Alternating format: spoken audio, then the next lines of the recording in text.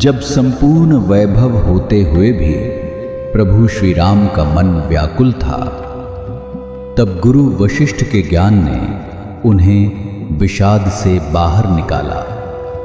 सुनिए बकुल जी की वाणी में। जय श्री राम। स्वागत है सभी का।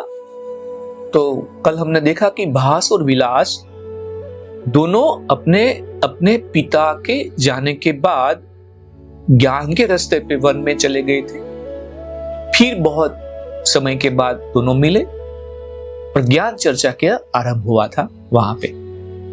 आज 17 जुलाई है। देखते आज क्या होता है।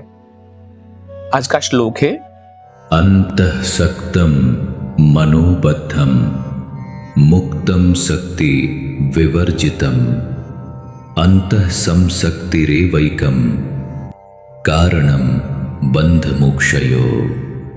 अर्थ है संसक्त यानी कि बद्ध मानसिकता वाला मन बंधन होता है, और संसक्ति माने आसक्ति, पहचान वगैरह से मुक्ति, उसको मोक्ष बोलते हैं। आंतरिक संबंध ही मोक्ष और बंधन का कारण होता है। वशिष्ठ ने कहा, हे राम, बंधनों से छुटकारा पाने और भ्रम के सागर से पार उतरने के लिए एकमात्र साधन आत्मज्ञान ही है। ज्ञानी व्यक्ति के लिए यह दुख का सागर बरसाती पोखरे की तरह है। वह शरीर को उस भांति देखता है जिस प्रकार दर्शक दूर स्थित भीड़ को देखता है। इस प्रकार शरीर को जो दुख होते हैं उससे वह प्रभावित नहीं होता। जिस प्रकार लहरें समुद्र की परिपूर्णता को कम नहीं करती, उसी प्रकार शरीर की सत्ता भी आत्मा की सर्वव्यापकता को कम नहीं कर सकती। जल को घेरे रहने वाले हंस शिला और लकड़ी के कुंदे का जल से कैसे नाता, इसी तरह परम आत्मा का भी दृश्य संसार से कोई नाता नहीं। जिस प्रकार गिरने वाला पेड़ जल में लहरें उत्पन्न करता है, उसी प्रकार शरीर को होने वाले सुखों दुखों का अनुभव आत्मा को होता है। जिस प्रकार समीपता के कारण वृक्ष जल में प्रतिबिंबित होता है, उसी प्रकार शरीर भी आत्मा में प्रतिबिंबित होता है।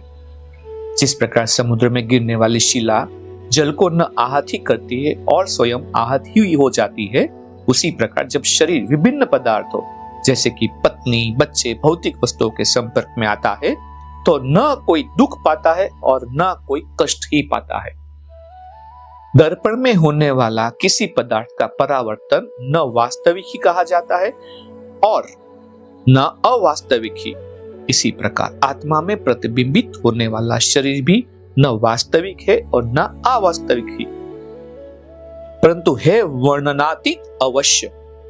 अज्ञानी व्यक्ति इस संसार में जो कुछ देखता है उसे वास्तविक मान लेता है, परंतु यह बात ज्ञानी व्यक्ति पर लागू नहीं होती।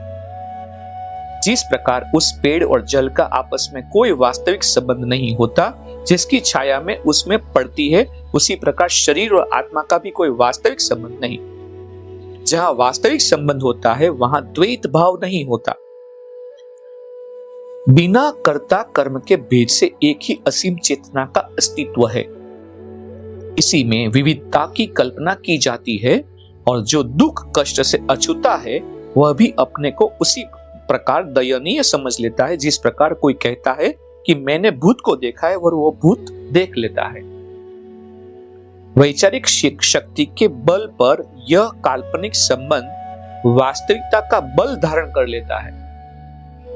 आत्मा सदा दुख और सुख से परे होती है, परंतु अपने को शरीर मान लेने पर वह शरीर के भोगों का अनुभव करने लगती है। इस अज्ञानजन्य धारणा का त्याग ही मोक्ष है।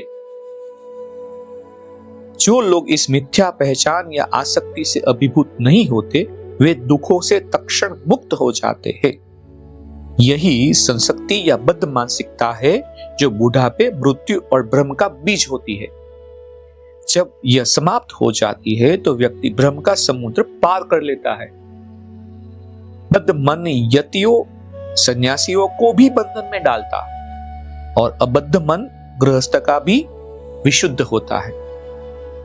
बद्ध मानसिकता वाला मन बंधन होता है और आसक्ति पहचान वगैरह वाला जो होता है उसको ही मुक्ति मोक्ष कहा जाता है। आंतरिक संबंध ही मोक्ष और बंधन का कारण होता है। अबद्ध मन द्वारा किए हुए कर्म अकर्म होते हैं। वाह, इस बात के साथ आज विराम लेते हैं, देखते हैं कल क्या होता है। जय श्री राम। इस ज्ञान यात्रा में हमारे साथ बने रहने के लिए चैनल को सब्सक्राइब करें और बेल आइकॉन दबाएं।